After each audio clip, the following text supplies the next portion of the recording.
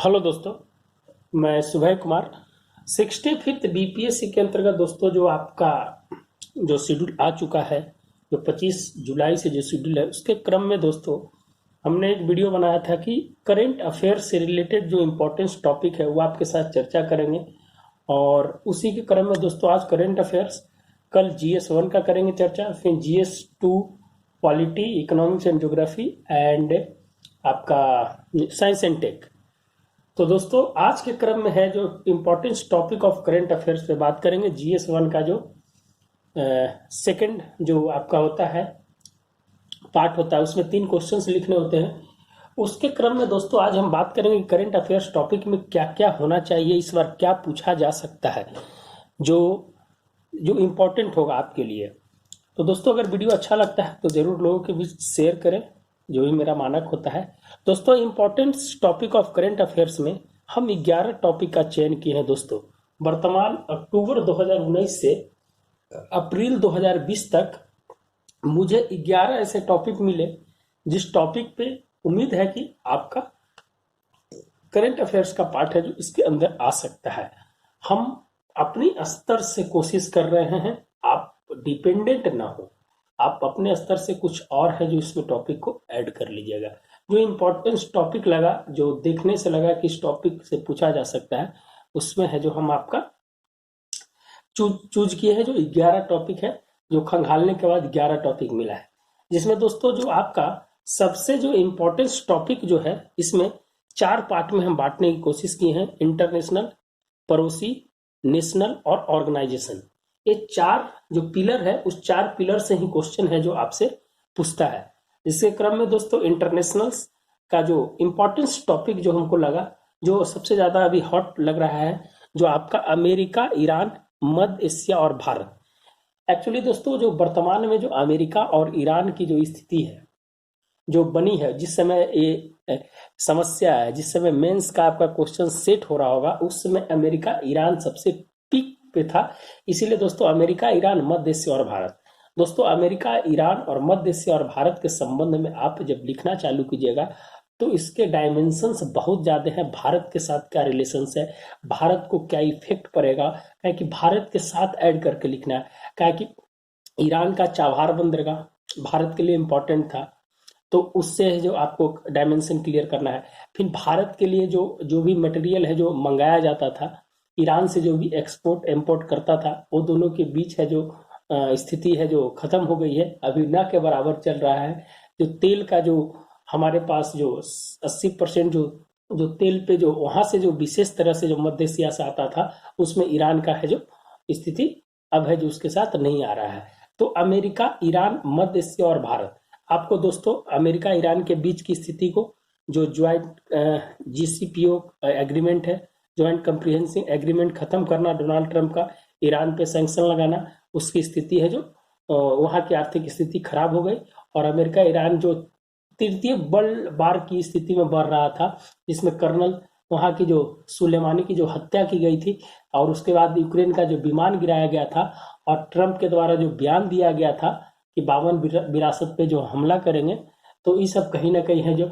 और ईरान के revolutionary guard को वहां पर आतंकवादी घोषित करना, और फिर ईरान अपने संसद में अमेरिका के वहां की जो सेना को वहां को आतंकवादी घोषित करना, कहीं ना कहीं दोनों के बीच टेंशन बढ़ गई दोस्तों। और भारत इसके बीच में क्या इफेक्ट भारत को पड़ा, भारत आर्थिक रूप से, सामरिक रूप से, राजनीतिक रूप से ये जो हुआ, उसके बारे में आपको भारत को लिखना है।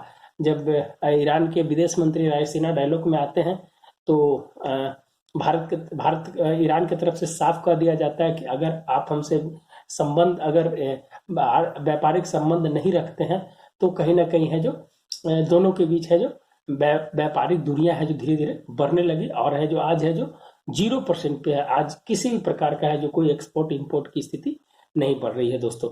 मध्य एशिया में है जो दोस्तों ईरान पावरफुल कंट्री, ईरान के पास बहुत सारा गैस है। अब तेल का डिमांड घटने लगा है, ईरान के पास गैसों का भंडार है। तो कहीं ना कहीं है जो अब सोचता है कि ईरान सोचता है कि हम मध्य एशिया में पावरफुल रहे, लेकिन अमेरिका के एलाई कंट्री, हम आपको एक थोड़ा सा डिस्क्रिप्शन दे रहे हैं। जो अमेरिका का एलाई कंट्री है, जो सऊदी अरब है, इजराइल है, ये सब है जो वहां पर है जो अपना है जो धाक जमाना चाहता है, और दूसरी ओर है जो वहां पर ईरान है जो अपना मध्य एशिया में अपना है जो वर्चस्व को बढ़ाना चाहता है। तो कुछ ऐसे कंडीशंस के साथ लिखना होगा। देखिए दोस्तों, ये एक first very very important topic बनते जा रहा है। दूसरा, हिंद प्रशांत क्षेत्र। हिंद प्रशांत क्षेत्र टोटल 7.5 करोड़ वर्ग किलोमीटर का दोस्तों पूरा है। मलक्का स्ट्रेट से है जो जुड़ता है और भारत के लिए बहुत इंपॉर्टेंट है। पूरे विश्व का 55% ट्रेड है जो इसके माध्यम से होता है, और भारत के 5 लाख हजार करोड़ रुपया का है जो वहां से है जो आपका ट्रेड होता है। दूसरी चीज की सामरिक रूप से है जो बहुत इंपॉर्टेंट है दोस्तों, का है कि वहां पर इतना मिनरल्स है कि आप बता नहीं सकते। इसीलिए जो चाइना है जो वहां पर जो 9 डैश लाइन को मानता है कि मेरा 9 डैश लाइन जो है उसका, जो हिंद प्रशांत में 9 डैश लाइन है, उसको है जो अपना है जो समुद्री सीमा मानता है। लेकिन समुद्री सीमा के लिए है जो इंटरनेशनल कोर्ट ने उसको खारिज कर दिया, उसके बाद भी जो नहीं मानता है। तो हिंद प्रशांत महासागर अभी है जो भारत का ऑब्जर्वर बनाया गया है, 5वां ऑब्जर्वर है। तो कहीं ना कहीं है जो ये है जो आपका इंपॉर्टेंस लग रहा है। हिंद प्रशांत बहुत इंपॉर्टेंट चैप्टर है दोस्तों, आप उसको है देख सकते हैं। क्वाड की स्थिति देख लीजिए, भारत है जो IORA का सदस्य है। इन है जो ये बिमस्टेक और एशियान से रिलेटेड वहां रख लीजिए। तो ये सब चीज है जो आप उसको वन बेल्ट वन रोड के अंतर्गत है जो उसको जो भारत को चारों तरफ से स्ट्रिंग ऑफ पर्ल्स से घेरने की कोशिश किया है। तो हिंद प्रशांत क्षेत्र है जो बहुत इंपॉर्टेंट माना जा रहा है सामरिक दृष्टि से। तो ये दोस्तों इंटरनेशनल के अंदर में हम दो ही पॉइंट्स को रखे हैं, और इसके अंदर अमेरिका, ईरान, मध्य एशिया, भारत, ये 4 है, लेकिन इसी को मिला दिए हैं। तो आपका है जो सब एक क्लब हो गया, तो आपके लिए आसान हो गया पढ़ने के लिए। तो आप उसको है जो आप लोग कर लीजिएगा। अगर आप किन्हीं को चाहिए अगर इनका, तो इसका वीडियो डाला हुआ आप देख सकते हैं। दूसरी चीज है दोस्तों कि नेबर कंट्री, पड़ोसी कंट्री के बारे में। पड़ोसी कंट्री के बारे में इस बार कौन कौन, पिछले बार आपको नेपाल को पूछ दिया, तो नेपाल को टच नहीं करेगा। अगर टच भी करेगा तो चाइना को लेकर टच करेगा, क्या है कि वर्तमान की स्थिति जो नेपाल से जो अभी हुई है, ये अब पहले भारत चाइना को पूछ सकता है, क्या है कि नेपाल तो पूछ चुका है, तो नेपाल तो टच नहीं करेगा। तो भारत चीन, भारत पाकिस्तान और भारत बांग्लादेश, ये 3 टॉपिक कर लीजिएगा तो आपका नेशनल के अंदर में खत्म हो जाएगा। चीन से स्थिति तो देख रहे हैं, अभी वर्तमान की नहीं, पहले की स्थिति है। तो चीन से क्या भारत का जो वर्तमान व्यापार है, या टेंशन है, या बॉर्डर विवाद है, या UNSC में जो भारत को रोकता है, आतंकवाद को सपोर्ट करता है वो। लेकिन आतंकी एक्चुअली क्या है दोस्तों कि आतंकी मसूद अजहर पर है जो सपोर्ट कर दिया था, इसीलिए जो उसको आतंकवादी घोषित किया गया था। तो उस समय की बात थी, इसीलिए हम भारत चीन को है जो रखे हैं। UNSC में है जो उस समय है जो सपोर्ट किया था 23-22 प्रस्ताव संख्या 23-22 पे। तो भारत चीन, भारत पाकिस्तान इंपॉर्टेंट हो जाता है दोस्तों 370 और 35 से हटने से, ये है जो आपका इंपॉर्टेंस हो जाता है भारत पाकिस्तान। भारत पाकिस्तान के बारे में है जो आप है जो लिखिएगा, बहुत बहुत बड़ा एक एरिया है भारत और पाकिस्तान के बीच लिखने के लिए। ये आपको बताने की जरूरत नहीं है, आप खुद जानते हैं, डेली सोशल मीडिया और ये सब देखते रहते हैं। भारत बांग्लादेश में अभी है जो 5 बंदरगाह है जो दोस्तों है जो वहाँ का पेट्रोमोल जो बंदरगाह है वो है जो बांग्लादेश को भारत दिया है, तो आप उससे लिख सकते हैं। दूसरी चीज है कि लोकतांत्रिक परिवर्तन पे विश्वास रखने वाला बांग्लादेश के जो वर्तमान जो प्रधानमंत्री हैं लोकतांत्रिक में ज़्यादा विश्वास रखते हैं, इसीलिए भारत के साथ है जो अच्छा रिलेशंस है। और दूसरा चीज़ है कि जो बॉर्डर एग्रीमेंट है, जो लैंड संशोधन हुआ था, उसके बारे में भी आप इसमें लिख सकते हैं। भारत बांग्लादेश के साथ जो विवाद है, 3 बीघा कॉरिडोर का जो विवाद था, उस विवाद के बारे में भी थोड़ा सा आप लिख सकते हैं। और फिर है जो कुछ नदी विवाद है, तीस्ता जो नदी विवाद है उसके बारे में भी है जो आप लिख सकते हैं। तो बहुत सारी चीज़ है कि आप है जो उसके आसपास जो रिलेटेड है। भारत बांग्लादेश के साथ जो पेट्रोलिंग पॉइंट है, पेट्रोलिंग पॉइंट अब 5 किलोमीटर अंदर जाने के लिए जो दे दिया गया है भारत के, और बांग्लादेश भी आ सकता है। तो कुछ नए नए ऐसे पॉइंट्स हैं, तो उसके साथ है जो आप है जो लिख सकते हैं। ट्रेड में एशिया का सबसे सुपर अभी है जो बांग्लादेश बनते जा रहा है, तो भारत के लिए कितना इंपॉर्टेंस है वो भी है जो लिख सकते हैं। NPR NCR से इसका जो अभी वर्तमान की स्थिति बनी थी उससे है जो कंसल्ट में भारत बांग्लादेश है। तो बहुत सारे डायमेंशन हो सकते हैं जो आप उसको है जो लिख सकते हैं दोस्तों, समझ गए। तो भारत बांग्लादेश ये 3 टॉपिक है जो मुझे इंपॉर्टेंट लगा है, आप है जो एक बार है जो देखिएगा इसको। फिर नेशनल के अंदर में CAA NRC NP और आसाम अकॉर्ड, तो यह है जो दोस्तों आपको पता ही है जो citizen amendment act, national register of citizens और नेशनल पॉपुलेशन रजिस्टर और असम अकॉर्ड 1971 का जो था, तो इसके बारे में है जो लिखना है कैसे है जो आपका संविधान का अनुच्छेद को है जो वायलेट करता है, या अगर वायलेट करता है तो इसको संसद में कैसे पास कर दिया गया। ये क्या वास्तविक है जो पाकिस्तान, बांग्लादेश और अफगानिस्तान के जो अल्पसंख्यक है उसके लिए है, जो भारत के लिए महत्वपूर्ण है। क्या भारत है जो इसके लिए अगर अल्पसंख्यक का, अगर भारत जो लियाकत और नेहरू पैक्ट का जो बात करता है उसका है जो अनुसरण वर्तमान में हो रहा है, क्या इस संशोधन को होना जरूरी था। पहले के संशोधन ऑलरेडी 10 साल के बाद है जो यहाँ पर है जो ऑलरेडी नागरिकता मिल जाती थी, लेकिन ये संशोधन होना जरूरी था। क्या इसके पीछे की कुछ ऐसी वोट बैंक की राजनीति है। मैंने इस तरह से कुछ क्वेश्चंस आपको है जो पूछ सकता है, तो आप है जो उसको है जो बता सकते हैं। फिर है जो नेशनल रजिस्टर ऑफ सिटीजन्स के बारे में आप जो जानते हैं, जो आपका जो असम से जो 1971 से पहले, जो 1971 के जो बाद आया है उसको है जो है एनआरसी में उसको रखा गया। करीब करीब है जो 19 लाख लोग है जिसको शामिल किया सुप्रीम कोर्ट के आदेश पे। तो एनआरसी के बारे में है जो उसको लिख सकते हैं, और सुप्रीम कोर्ट में जो जजमेंट आया है एनआरसी को लेकर उसके बारे में भी है जो आप लिख सकते हैं। फिर नेशनल पॉपुलेशन रजिस्टर में क्या अभी वर्तमान में जो आपके जो 30 और 31 पॉइंट्स जो रखे गए हैं, वो क्या पॉइंट्स वैलिड पॉइंट्स हैं जो अभी जरूरी है। हमेशा रिव्यू होता है पॉपुलेशन का रिव्यू होता है, तो उसके लिए जो वर्तमान में जो विवाद है उस विवाद से आप है जो लिख सकते हैं। असम अकॉर्ड की बात है जो राजीव गांधी और वहाँ के असम गण परिषद के बीच जो हुई थी, उस असम अकॉर्ड के बाद है जो फिर वहाँ का क्या बोलते हैं जो डिटेंशन सेंटर की जो बात की गई थी बीच में, तो उसको है जो ऐड करके लिख सकते हैं। तो बहुत सारे है आर्टिकल, नया नया चीज आर्टिकल को है जो उसमें है जो डाला है। तो है जो दोस्तों 370 और 35 से है जो इसमें ऐड कर लीजिएगा। नेशनल वाले में हम भारत पाकिस्तान को लेकर यहाँ कर दिए थे, लेकिन इसको इसमें ऐड कर लीजिएगा आप। फिर 17वीं लोकसभा है जो दोस्तों उस समय बहुत इंपॉर्टेंट था, क्या कि उसके बाद मेंस का एग्जाम हुआ था, तो 17वीं लोकसभा नहीं पूछा था, तो 17वीं लोकसभा को एक बार है जो जरूर देख लीजिएगा कि 17वीं लोकसभा में इंपॉर्टेंस क्या है। महिलाओं की संख्या बड़ी है, बहुत नए युवा है जो इस बार है वीपी पैट से चुनाव कराया गया था। फिर है जो दूसरी चीज है कि जो इसमें जो मीडिया की भूमिका जो रही है बहुत इंपॉर्टेंट भूमिका रही।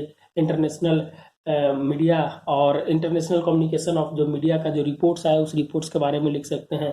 पूर्ण बहुमत की सरकार जो बनी है इतना साल बाद जो है जो पूर्ण बहुमत आई है, इस पे क्या इम्पोर्टेंस जो भारत के विकास के लिए क्या है, अस्थायी लोकतंत्र के लिए कितना महत्वपूर्ण है।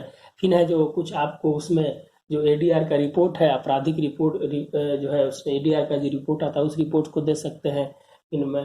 फिर है जो वर्तमान में जो लोकसभा का जो स्थिति है उसको बता सकते हैं कि कितने बार है चुन कर आए हैं, कितने लोग हैं, कितने ग्रेजुएट हैं। तो आप अगर 17वीं लोकसभा के बारे में अगर आपको बताना कहें तो आप इससे बताते हैं। हम एक ओवरव्यू दे रहे हैं दोस्तों, ओवरव्यू हम इसलिए दे रहे हैं कि आप है जो इस एंगल से आप है जो समझने की और अति करने की कोशिश कीजिएगा। तो दूसरा दोस्तों प्रवासी मजदूर कोरोना वायरस, प्रवासी मजदूर और कोरोना वायरस, इससे रिलेटेड अगर पूछ सकता है तो दोस्तों आप है जो लिख सकते हैं कोरोना वायरस से क्या स्थिति हुई है, लॉकडाउन की स्थिति से क्या हुआ है, जो मजदूर है जो मजदूर की स्थिति है जो कहीं ना कहीं है जो रोजगार छीनने के कारण उसकी स्थिति खराब हुई और उसके है जो एक्ट में बदलाव किया गया है उस एक्ट की चर्चा कीजिएगा। फिर प्रधानमंत्री गरीब कल्याण योजना जो आपका खगड़िया से चालू हो रहा है इसके बारे में, मनरेगा पीडीएस के बारे में, इसके बारे में बताइएगा।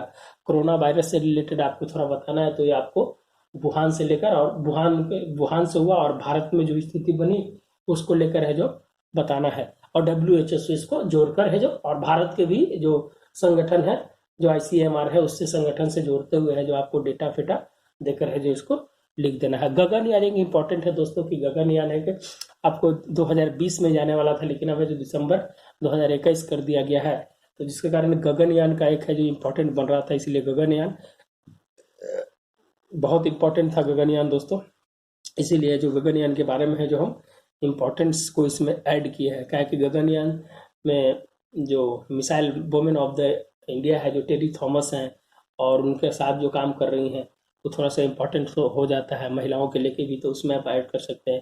फिर जो इसके लिए जो विशेष प्रकार की जो ट्रेनिंग की व्यवस्था की गई, इसके कैप्सूल्स की व्यवस्था है, बियोमित्र की जो है एक रॉबोट है जो पहले भेजा जाएगा, तो इसके बारे में गगनयान के बारे में आप लिख सकते हैं। तो ये हो गया दोस्तों इंटरनेशनल, फिर आपका नेशनल, पड़ोसी देश और नेशनल। ऑर्गेनाइजेशन में दोस्तों WHO बहुत इंपॉर्टेंट है, कि अभी है जो इनको बनाया गया है, एग्जीक्यूटिव चेयरमैन बनाया गया डॉक्टर हर्षवर्धन को, तो कहीं ना कहीं है जो इम्पोर्टेंस है WHO का जो रोल है, और अमेरिका इससे बाहर हो गया है।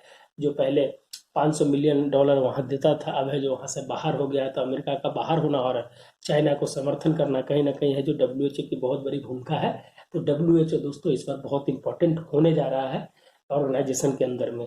फिर है दोस्तों ये WHO के बारे में है जो दोस्तों हम है जो बता दिए हैं, अब वीडियो भी बनाया, आप उसको देख सकते हैं। फिर RCEP रीजनल कॉम्प्रिहेंसिव है जो है, जिससे बाहर भारत आ गया। टोटल 16 देश है, भारत बाहर आ गया। इसके पीछे बाहर आने का कारण क्या होता है कि भारत को है जो डेफिसिट ज़्यादा हो जाए, प्रॉब्लम हो रहा था, लॉसेस ज़्यादा हो रहे थे। क्योंकि न्यूजीलैंड में 10 रुपये दूध मिलता है और यहाँ 40 रुपये। अगर वहाँ अगर फ्री ट्रेड रहेगा तो वहाँ का दूसरा 10 10 रुपये यहाँ आएगा। तो यहाँ की है जो MSCB सेक्टर और जो भी सेक्टर्स है वो सेक्टर है जो कहीं ना कहीं है जो स्थिति खराब हो जाएगी। इसीलिए भारत है जो RCEP से बाहर निकलना ही अच्छा समझा है। इसमें है जो अभी भी है जो चाइना है जो उसमें कहता है कि नहीं आप आ जाइए। तो कंट्री ऑफ ऑरिजिन की व्यवस्था है, बहुत सारी चीज़ है जिसमें जो RCEP के माध्यम से विथ एशियान है जो साउथ ईस्ट एशिया नेशंस के साथ है जो उसको लिखने की कोशिश कीजिएगा। तो RCEP। दूसरा चीज़ है दोस्तों नाम का इस बार है दोस्तों अजरबैजान में इसका है जो वर्चुअल मीटिंग हुई थी। और नाम में 120 देश हैं, 17 ऑब्जर्वर हैं। 1961 में स्थापना हुई थी। और है जो नासिर टिटो और नेहरू, ये तीनों की बहुत इंपॉर्टेंट भूमिका रही है इसमें। तो दोस्तों नाम का एक बहुत इंपॉर्टेंट है नॉन अलाइंड मूवमेंट से कि यह है जो ऑर्गेनाइजेशन से रिलेटेड है। तो ये कुछ 11 टॉपिक था दोस्तों। कितना टॉपिक है? 11 टॉपिक है जिसपे है जो आप है जो काम कर सकते हैं। मुझे ऐसा लग रहा है कि यहाँ से ही क्वेश्चंस आएगा, अगर इसको आप बढ़िया से तैयार कर लीजिएगा। इसका वीडियो भी पड़ा हुआ है, आप है जो खोज कर देख लीजिएगा, लिखिएगा। तो इतना से ज़्यादा मुझे नहीं लगता है दोस्तों कि यह है जो आपको 65 में पूछेगा। अगर पूछेगा तो आप 1 2 पॉइंट्स है जो आप है जो उसको ऐड कर लीजिएगा, ब्रिक्स हो गया। तो और अगर इधर से कुछ पार्ट है उसको है जो आप अगर लिखना चाहते हैं तो लिख सकते हैं। लेकिन मुझे अनुसार से dates is final for the current affairs of 65th BPSC mains, मुझे अनुसार से। दोस्तों अगर ऐड होना है तो हमने 6 टेस्ट प्रोवाइड करवाए हैं, 6 टेस्ट प्रोवाइड करवाए हैं। और आप है जो जुड़ सकते हैं, जिसका नंबर है 9673258206। इस पे है जो दोस्तों आप है जो टेलीग्राम पे है जो कांटेक्ट कर सकते हैं। तो बहुत इंपॉर्टेंट्स जो था दोस्तों, हमने जो रिसर्च की है उसके अनुसार है जो आपके सामने रखने की कोशिश की है। और उम्मीद करते हैं कि आप लोग है जो इसको है जो नोट्स बना लीजिएगा, और बनाने के बाद है जो आप है जो काम के 370 से ऐड कर लीजिएगा दोस्तों इसके अंदर में। तो ठीक है दोस्तों, मिलते हैं नए वीडियो के साथ। धन्यवाद दोस्तों। अगर किन्हीं को कोई भी भाई साहब अगर ऐड होना चाहते हैं तो आप है जो 6 टेस्ट है, 3 GS1 3 GS2 का है। तो 9673258206 पे है आज कांटेक्ट कर आप है जो बात कर लीजिए। उसके बाद है जो आपको ऐड कर दिया जाएगा। धन्यवाद दोस्तों, मिलते हैं नए वीडियो के साथ। धन्यवाद।